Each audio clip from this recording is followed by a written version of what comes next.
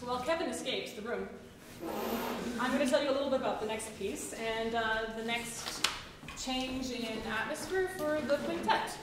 So as the quintet developed in its capabilities, all the instruments developed in terms of what they could do, the different sounds and timbres and textures that they could create,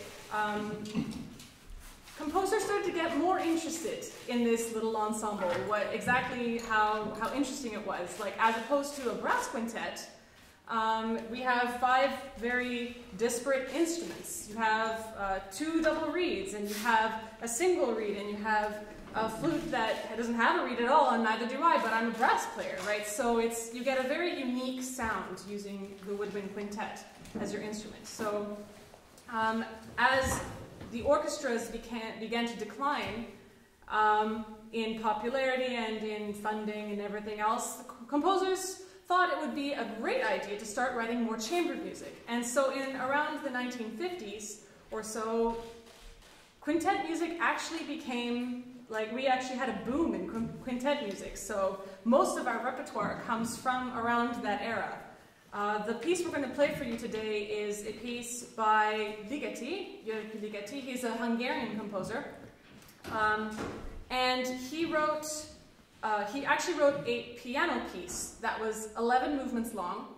The interesting thing about that piano piece was that each movement, he would start the first movement with 2 notes only, all octaves of those notes, but he would start with only 2 notes. And then the second movement was 3 notes, third movement was 4 notes, etc., until the 11th movement had all 12 notes of the chromatic scale, and he could use the whole gamut. But he took that piece and he rearranged 6 of the movements into the 6 bagatelles for woodwind quintet. So you might be interested to listen especially carefully in this first movement. This is the 3rd movement of the piano piece, and he only uses 4 notes in the entire thing. It's still a very full and very rewarding piece to play. The other thing to take note of is around this time, when the quintet was much more popular and people were experimenting with new things, they wanted to be edgy, figuring out how they could push the boundaries of music, they decided that they could add new instruments to the quintet. So one of the instruments you're going to see in this one is the piccolo.